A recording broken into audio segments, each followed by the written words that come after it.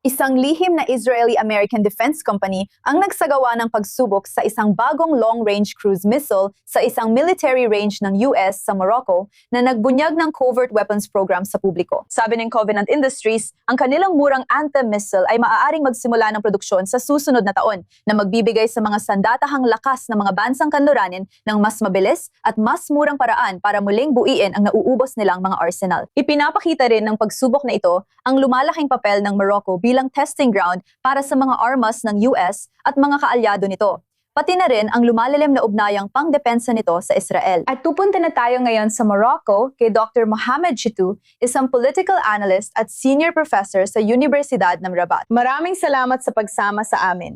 Hindi ito ang unang malaking pag-unlad sa militar mula sa Morocco nitong mga nakaraang taon. Nagiging bagong pangunahing sentro ba ng teknolohiyang militar ang Rabat? Nagiging sentro na ito ng tatluhang kooperasyon sa mga kagamitang militar. At sa tingin ko, napakagandang balita ito dahil naging matagumpay ang low-cost cruise missile.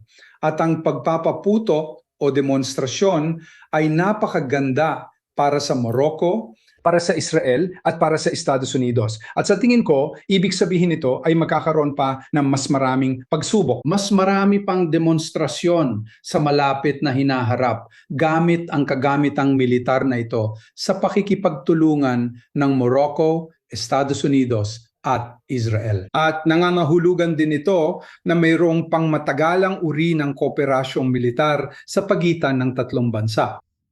Sa isang lugar kung saan may mga problema tayo sa Sahel, gaya ng alam mo, kasama ang mga Islamist at iba pang uri ng tao. Kaya sa tingin ko, kailangan ng Sahel ng ganitong uri ng kagamitan, ganitong uri ng kooperasyong militar para sa kanilang pagpapatatag. Ngayon, gaano kahalaga na sa ganitong panahon, isang kumpanyang konektado sa Israel ang hayagang sumusubok ng kagamitang militar sa teritoryo ng Morocco? Sa tingin ko, hindi na lihim ang kooperasyon. Alam na ng lahat na may ganitong uri ng pagkakaunawaan sa pagitan ng Morocco at Israel.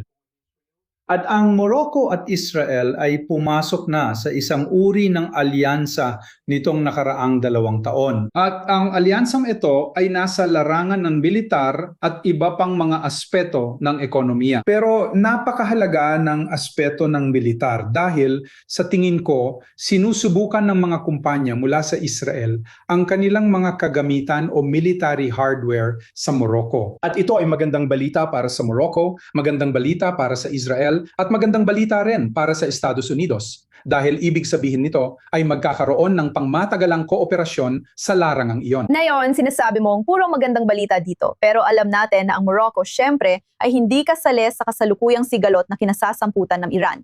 Pero may mga pangamba ba o mas mataas na panganib na maaari itong madamay kung masyado itong mapalapit sa US at Israel sa panahong ito? Sa tingin ko, matagal nang masyadong malapit ang Morocco sa Israel at Estados Unidos mula pa noong 2020 mula nang lagdaan ang Abraham Accords. At alam naman ng lahat yan, tinulungan ng Morocco ang Israel noong digmaan. May mga barkong dumaong sa Morocco at kung ano-anong mga pangyayari ang naganap noong digmaan na yon. Pero sa tingin ko, alam naman ng lahat yan. At sa palagay ko, ibig sabihin nito ay papunta na sa susunod na antas ng kooperasyong militar ang Morocco, Israel at Estados Unidos na maganda para sa tatlong bansa pero maganda rin para sa rehiyon. Sige, Mohamed, maraming salamat sa pagsama sa amin. Ikinagagalak ko po